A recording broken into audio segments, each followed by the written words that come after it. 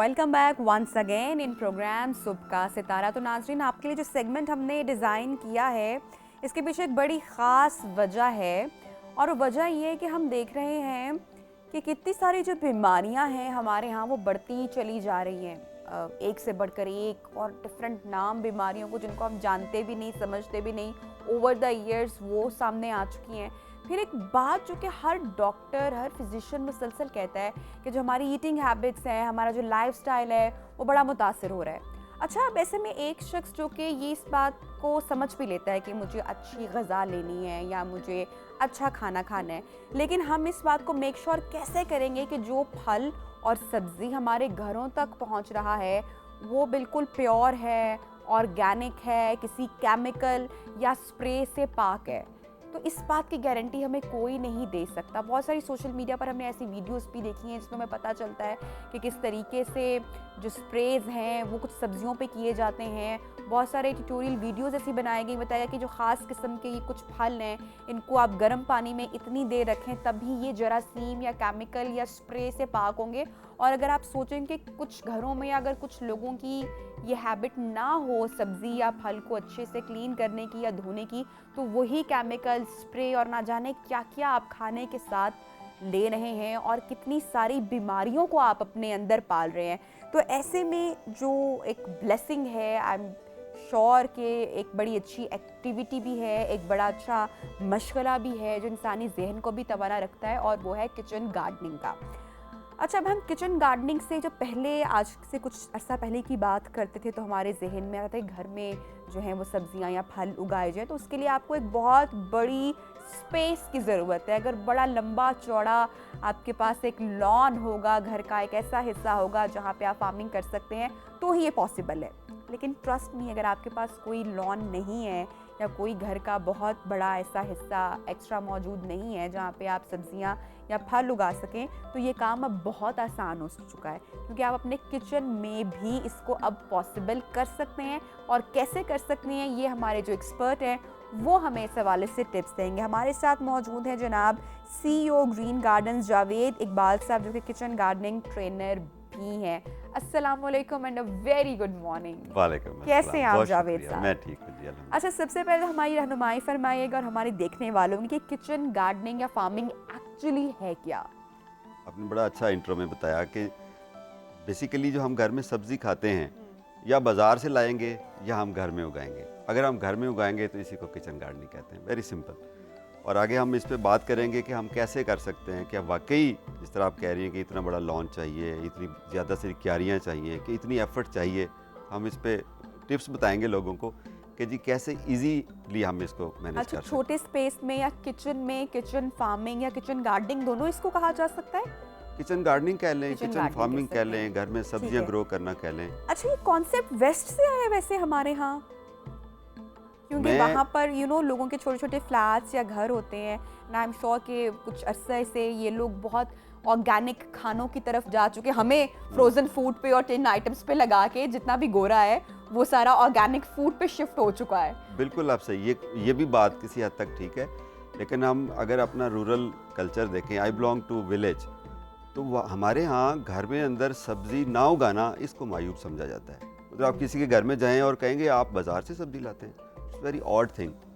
अब वही लोग शहरों में शिफ्ट हो गए, उनकी प्रायोरिटी चेंज हो गई, मसरूफियात ज़्यादा हो गई, टाइम नहीं होता, नॉलेज नहीं होता। अब जो नेक्स्ट जनरेशन है उस तक वो नॉलेज भी ट्रांसफ़र नहीं हुआ, वो कल्चर भी ट्रांसफ़र नहीं हुआ। तो अब जाके हमने इसको किचन गार्डनिंग कहना शुरू किया है। अदरवाइज़ तो कहते थे घर में सब्ज़ी लगाई है कि नहीं लगाई, वेरी सिंपल। अच्छा, पहले मुझे याद है कि एक बार मैंने भी एक्सपेरिमेंट किया था, मेरे अब्बा ने किया था, तो हमने काफ़ी चीज़ें, काफ़ी सब्जियां उगाने की हमने कोशिश की ना, तो बड़ी मेहनत उस पर लगती थी। आई एम श्योर ये सब कुछ बड़ा अब आसान हो चुका है।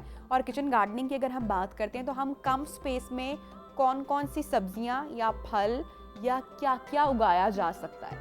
सर मैं ये कहता हूँ कि अगर आप 2 मरले के घर में रहते हैं ना और आपको रूफ टॉप अवेलेबल है, मैं आपको गारंटी से कहता हूँ कि आप उस घर में रहने वाले जो 3-4 अफराद हैं वो अपने घर की सब्जियां एटलीस्ट घर में ग्रो कर सकते हैं अपनी छत के ऊपर, easily, very easily, very easy. और इन सब्जियों में जावेद साहब कौन कौन सी सब्जियां हैं?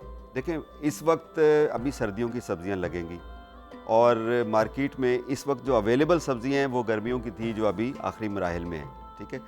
तो मैं आपको लिस्ट बता देता हूँ मोटी मोटी। अच्छा। 3 कैटेगरी हम कर लेते हैं वेजिटेबल्स को, जो अभी आगे सर्दियों की लगेंगी। एक होती है रूट वेजिटेबल, गाजर, मूली, शलजम, बीट रूट, ये सारी जो ज़मीन के अंदर उगती हैं। ठीक है। अभी आगे नेक्स्ट मंथ से पोटैटोज़ भी लग जाएंगे। ठीक है। दूसरी होती हैं वो जिनके हम पत्ते खाते हैं, आइसबर्ग, लेटस, मेथी, पालक, ये सारी लीफी वेजिटेबल्स हैं, ये हम ग्रो कर सकते हैं। फिर इसके अलावा फूल वाली सब्जियां हैं। मेरे बच्चे बड़े शौक से कहते हैं बाबा वो ग्रीन फूल वाली सब्जी लगाएं।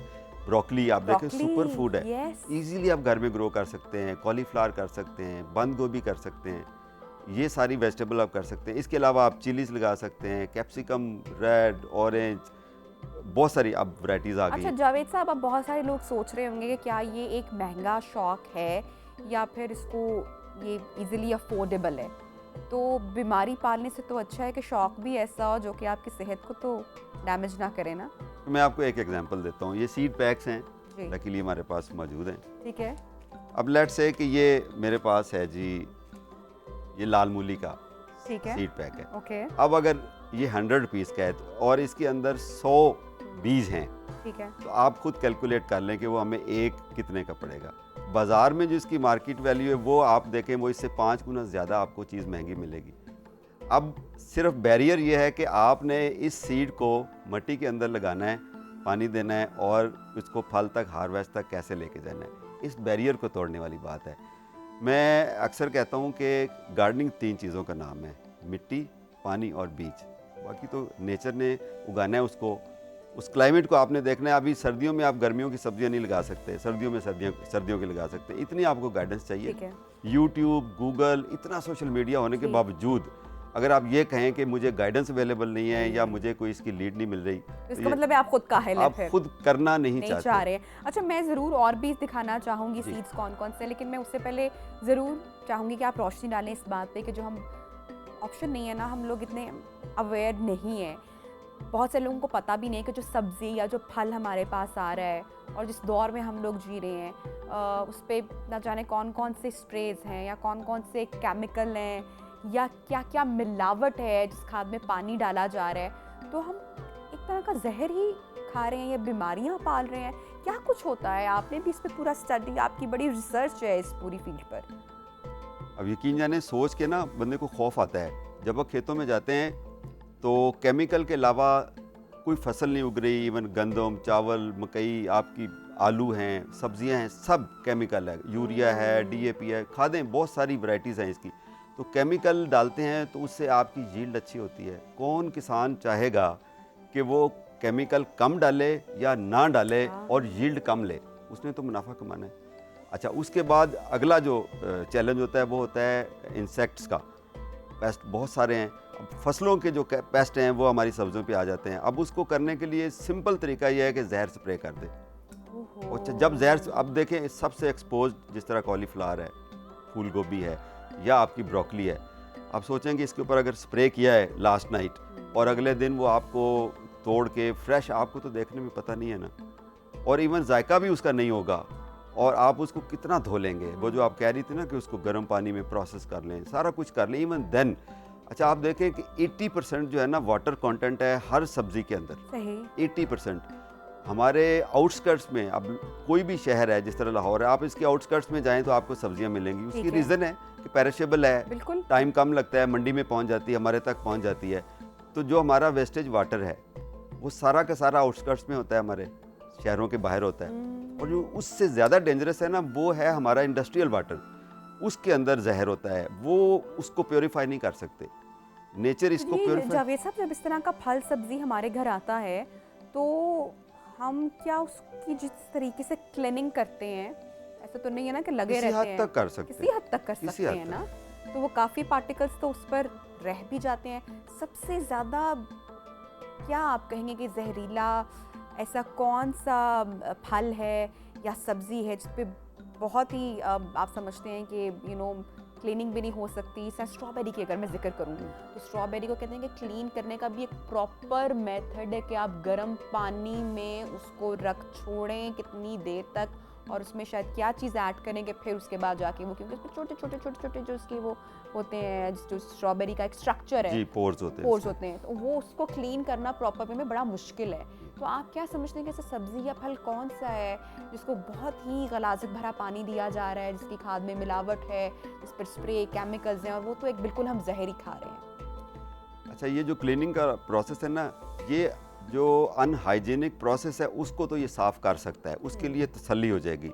लेकिन जो है ना, उसके अंदर गंदा पानी आ गया है, उसके अंदर केमिकल्स आ गए हैं, या उसके अंदर जहर स्प्रे जो हमने कर दिया है, जो खाद में चला जो गया खाद ना? में चला गया है, जो उसकी अभी जो रूट वेजिटेबल जिस तरह मैंने बताया, गाजर है, मूली है, शलजम है, इसको तो गंदे पानी से अगर वो उगी है तो वो तो मिट्टी के अंदर तो उसको पूरी की पूरी वो डोज मिल गई है। बिल्कुल। आप एक तजर्बा कीजिएगा कि गाजर लेकर आइए या मूली लेकर आइए, आप उसको फ्रिज में नहीं रखें, अच्छा। 3 दिन उसको आप अपने किचन में शेल्फ के ऊपर सिंपल रख दें। आप देखिएगा उसके अंदर से ऐसी स्मेल आएगी जो आपको गटर से आती है, जो आपको बाहर से गंदे पानी से आती है। उसके अंदर सुराख हो जाते हैं, कीड़े पड़ जाते हैं उसके बिल्कुल अंदर। ऐसे ही है। हम उसको फ्रिज करते हैं और उसके बाद तो उसको हम ऐसे में कितना आसान है और कितना बेहतर है कि हम किचन गार्डनिंग की तरफ अगर जाएं और अपने बच्चों को और ख़ुद जो है वो हम साफ़ सुथरा खाना, हमारी ज़रूरत का तो इतना एक छोटी फैमिली का निकल सकता है ना, जो आप अपने घर में उगा सकते हैं। अच्छा, किचन गार्डनिंग की बात हो रही है, हमें किचन गार्डनिंग के लिए कौन कौन से लवाजमात हैं जिनको पूरा करना पहले ज़रूरी है? ओके, इतना डराने के बाद ना अब हम बताते हैं कि जी हम इसका हाँ, अल्टरनेट क्या है। ठीक है। इसका एक ही अल्टरनेट है कि आप घर के अंदर किचन गार्डनिंग करें। अब ये कितनी मुश्किल है, कितनी आसान है, जिस तरह मैंने बताया कि मिट्टी, पानी और बीज है। बिल्कुल। अब लगाना किस में, आपके पास क्यारी नहीं है। अभी मार्केट में इतनी इसकी ना ऑप्शंस आ गई हैं। ये जो प्लास्टिक के क्रेट्स होते हैं, जो फ्रूट क्रेट्स होते हैं, उसके अंदर आप प्लास्टिक शीट डालें, उसके अंदर मिट्टी डालें, उसके अंदर आप बीज लगाएं। बेसिकली उसको धूप चाहिए और पानी चाहिए। आपने जगह, आपकी टेरेस है, आपकी बालकनी है, आपकी रूफ टॉप है, आपके लॉन है, कहीं भी आप उसको सीमेंटेड जगह है उसके ऊपर आप वो रखें मिट्टी के अंदर। अब देखें, मैक्सिमम जो मूली होती है ना वो 1 फुट की होती है। इसका मतलब आपको 1 फुट से ज़्यादा डीप पॉट, कोई भी एक कंटेनर नहीं चाहिए। आपके घर में टब है पुराना, टूट गया, आप उसको थोड़ी सी टेप लगाएं, उसमें मिट्टी डालें और उसके अंदर आप वो सब्जियां लगा सकते हैं। अब एक आपको और अच्छी चीज़ दिखाता हूँ। ये देखिए, ये ग्रो बैग अभी ये अच्छा, इजीली अवेलेबल है मार्केट के अंदर। ठीक है। अच्छा, ये बेसिकली ये जो हमारी पेट बॉटल्स होती हैं उसको प्रोसेस करके उसका धागा बनता है, ठीक और है। ये नॉन वोवन कपड़ा है, ठीक है। जिससे ये स्टिच होता है। 5 साल तक ये ख़राब नहीं होता नहीं है। होगा, इजीली जी, रहेगा। इजीली। अब इसमें 12 इंच का जो नॉर्मल गमला है हमारा, उससे ज़्यादा इसके अंदर मिट्टी आ जाती है, क्योंकि इसकी शेप सिलेंड्रिकल है। ओके, इसके अंदर ये आपको इजीली ऑनलाइन भी अवेलेबल हैं, आपको मार्केट में भी अवेलेबल हैं। ठीक है। तो अब जो तो वो ऑनलाइन हर चीज़ दस्तयाब available है। है। आपको दुकान पर भी, कहीं बाजार जाने की भी ज़रूरत नहीं है, हर चीज़ आपके गेट पर इजीली पहुंच ये सकती एक्सक्यूज़ है। है ही नहीं कि नहीं हमें है। चीज़ कोई एक्सेसिबल नहीं सुस्ती है। काहली की भी गुंजाइश नहीं रही अब बिल्कुल तो। ऐसे ही है, बिल्कुल है। तो आपने मिट्टी की कंपोजिशन में आपको ठीक है। सिंपल बता देता हूँ कि देखिए, बेसिकली हमें ऐसी मिट्टी चाहिए जिसमें पानी भी बेहतर हो, फिर वो उसकी जड़ें भी अच्छी उसकी चल जाएं, और उसको अंदर न्यूट्रिएंट्स हो। तो मैं उसको ये कहता होता हूँ कि rich, soft and well draining soil. अब ये कैसे बनेगी? हमारी जो आप किसी नर्सरी पे जाएं तो वो ये यूज़ करते हैं भल, जिसको भालू मिट्टी भी कहते हैं, रेतली मिट्टी कह लें। ये बेसिकली जब नहरों की डीसिल्टिंग होती है तो उसमें से निकालते हैं, तो that is rich in nutrients. उसके अंदर रेत का कंटेंट होता है। पानी जब उसको देते हैं तो पानी ड्रेन हो जाता है। ये रिक्वायरमेंट होती है। अगर पानी उसमें रुक जाएगा तो जड़ें ग्रो नहीं करेंगी, अच्छी नहीं करेंगी। अच्छा, उसके अंदर आपने 50% ऑर्गेनिक मैटर डालना है। 50 ऑर्गेनिक मैटर 3 तरह का हो सकता है। पत्तों की खाद, ये किचन वेस्ट से जो ऑर्गेनिक कंपोस्ट बनाते हैं, या एक और चीज़ होती है जिसको वर्मी कंपोस्ट होती है। इस पे हम किसी वक्त डिटेल से बात करेंगे। तो 50-50% की रेशो से अगर आप 1 टाइम ये मिट्टी तैयार कर लें तो आपकी एक सीज़न की जो सब्ज़ी है उसको ऑलमोस्ट और फीड नहीं चाहिए, उसको और कोई खाद नहीं चाहिए, और ये 100% ऑर्गेनिक होगी। Very nice. यहाँ पर मैं एक और चीज़ ऐड बहुत करूँ, खूब। जो हम घर में स्प्रे करते, अब देखें पेस्ट ने आना है, हाँ। उसने पत्ते खाने हैं, उनका वो रिज़क है, खुराक है ये। खुराक है। हाँ। अब 2 तरीके हैं, या उनको मार दें या उनको रिक्वेस्ट करें कि भई आप कहीं और हाँ, चले जाएं। वो रिक्वेस्ट कैसे मानेंगे नहीं। वो रिक्वेस्ट मानेंगे? वो कैसे करेंगे? अच्छा। बेसिकली हम नीम ऑयल स्प्रे करेंगे। मैं हमेशा प्रमोट सा ऑयल करता हूँ करेंगे नीम ऑयल। नीम ऑयल। नीम का जो दरख्त है, अच्छा। It is one of the best medical tree in the कड़वा, वर्ल्ड। कड़वे पत्ते जी, होते हैं कड़वाहट। इसके, हाँ। इसके अंदर 2 चीज़ें होती हैं, एक कड़वाहट, एक बिटर टेस्ट और बिटर स्मेल। ठीक है। अच्छा, जब नीम ऑयल को आप पानी में डाइल्यूट करके, जो भी उसका तरीका होता है, 5 ml 1 लीटर पानी में डालते हैं और वो उसको स्प्रे कर देते हैं, तो it gives 2 things, bitter taste and bitter smell, जो कि पेस्ट को पसंद नहीं आती, और वो कहीं और जाके खा भाई, लेंगे। उनको भी तो सब्जी और फल खाने के लिए आना है ना घर में जी, घुसना उन्होंने है। आना, ठीक है, तो वो कहीं और चले जाएंगे, आप उनको मारे नहीं। ठीक अगर है। आप जहर से उनको मारेंगे तो बेसिकली आप वो उसका कुछ हिस्सा अपने आप को भी आप दे रहे हैं। ठीक हो गया। अच्छा जावेद साहब, अब ये बताइए, किचन फार्मिंग हमारे यहाँ आपको लग रहा है कि इसको प्रमोट किया जा रहा है या लोगों का रुझान बन रहा है? क्योंकि ये एक बड़ी अच्छी एक्टिविटी भी है, बड़ा अच्छा मशगला भी है। कोई ना कोई हम अपने काम के साथ साथ कोई ऐसी एक्टिविटी भी हमें इन्वॉल्व रखेगी, किचन गार्डनिंग, और साथ ही साथ हमें जो ऑर्गेनिक फूड है वो भी हम अपने घर में उगा रहे हैं, हमारी सेहत के लिए भी अच्छा है। तो इसकी प्रमोशन के लिए आप क्या कर रहे हैं या क्या सजेशंस हैं आपके पास? अच्छा, हम इसको कहते हैं एडिबल गार्डन। हम्म, अगर आपने गार्डन लगाना है घर में, देखिए पत्ते आपको ऑक्सीजन देंगे, पत्ते आपको ग्रीन इफेक्ट देंगे, आपके एनवायरनमेंट को अच्छा करेंगे। अब वो पत्ते खाने वाले भी हो सकते हैं और वो ऐसे भी हो सकते हैं जिनको आप खाया नहीं जा सकता। जी। तो क्यों ना हम सब्जियां लगाएं जो आपको ऑक्सीजन भी दे रही हैं, सारा कुछ दे रही हैं और साथ आपको फूड दे रही हैं। तो ये कोई मुश्किल है ही नहीं कि आप ये कहें। अब ज़रूरत फील होगी ना कि हमें सब्जियां लगानी चाहिए, तो हम क्यों ना लगाएं इसको, बिल्कुल लगाएं। तो ये मेरे पास एक पड़ी हुई है कॉलीफ्लावर के जी। कुछ फूल गोभी के कुछ जी। फूल हैं, और इसके साथ साथ मैं देख सकती हूँ धनिया है जो घर में हमारे रोज़मर्रा इस्तेमाल में आता है, और इसके साथ बंद गोभी भी है जो हमारे सैलड्स में भी यूज़ जी, होता है। बिल्कुल। चले हम बंद गोभी का जिक्र करते हैं। ये बंद गोभी के सीड्स हैं, ये कितनी देर में ग्रो कर जाएगा घर में अगर हम इसको लगाते हैं? अगर आज हम इसको लगाते हैं तो 25 दिन के बाद इसकी 4.5 इंच 5 इंच की पनीरी तैयार हो जाती है। ठीक है। फिर उसको नॉर्मली ये कहते हैं, कुछ ऐसी सब्जियां होती हैं जिनके हम पनीरी ट्रांसप्लांट करते हैं, सीडलिंग कह लें ठीक उसको है। आप। उसकी रीज़न ये है कि छोटे छोटे बीज हैं, हम विजुअली ऐसा लगता है कि हम दूर दूर नहीं लगाएंगे, लेकिन अगर हम उसका ग्रोन पौधा देखें इसका बंद गोभी का, तो उसका कोई 1 फुट का डायमीटर होता है। दैट मीन्स कि हमें इसका एक बीज से दूसरे बीज का फासला 1 फुट होना चाहिए। ठीक है। इसलिए हम पहले प्लांट्स मैनेजमेंट के लिए पनीरी बना लेते हैं, फिर उनको ट्रांसप्लांट करके अलग अलग ग्रो बैग में, अलग पॉट्स में, या उनको एक अच्छे डिस्टेंस पे लगाते हैं। ठीक है। इस तरह तो वो जावेद साहब, ये जो सीड्स हैं ये इजीली अवेलेबल हैं इन जी। मार्केट, कहीं से भी जाके इजीली मिल सकते जी हैं? बिल्कुल इजीली अवेलेबल हैं, ऑनलाइन स्टोर्स हैं, greengardens.pk और बहुत सारी हैं, आप गूगल करें आपको मिल ठीक। जाए। क्या मैसेज देना चाहेंगे आप होम या किचन गार्डनिंग के हवाले से?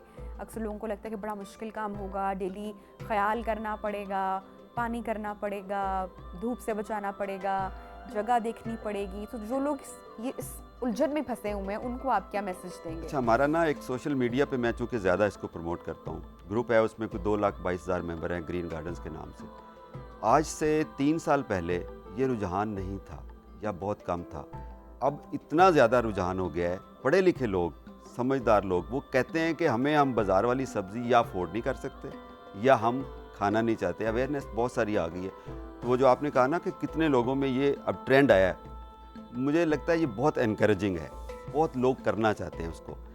तो खुदारा आप सब्ज़ी लगाएं। मेरा मैसेज ये है कि आप ये मत सोचें कि जी मैं नहीं लगा सकता। गूगल करें, यूट्यूब करें, भरी पड़ी है। It's a better good guide. Social media के ऊपर आपको हर तरह की गाइडेंस मिल जाती है। सीड्स आप गूगल करें कि where to buy vegetable seeds, आपको 10 साइट्स मिल जाएंगे। तो ये कोई एक्सक्यूज़ नहीं आपके पास, आप अपना उगाएं, हेल्दी रहें। अगर आप सेहतमंद रहना चाहते हैं, it will add days and years to your life. बिल्कुल, और इसके लिए सिर्फ बातें नहीं करनी है, थोड़ा सा एक्टिवली कुछ थोड़ी सी मेहनत भी करनी पड़ेगी। कहते हैं ना, फल खाने के लिए थोड़ा सा जो है ना वो आपको इंतज़ार भी करना पड़ेगा और इसके लिए थोड़ी सी तगदो भी करनी पड़ेगी। और ये कोई इतना मुश्किल काम है नहीं। अगर सेहत की बात हो तो उसको बचाने के लिए, उसको बेहतर करने के लिए तो सब कुछ, सारी भाग दौड़ी उसके लिए है। Thank you so much sir, आपने टाइम निकाला हमारे प्रोग्राम के लिए। एक छोटी सी नाज़रीन ब्रेक लेते हैं और ब्रेक के बाद आपको दोबारा ज्वाइन करेंगे। Stay with us.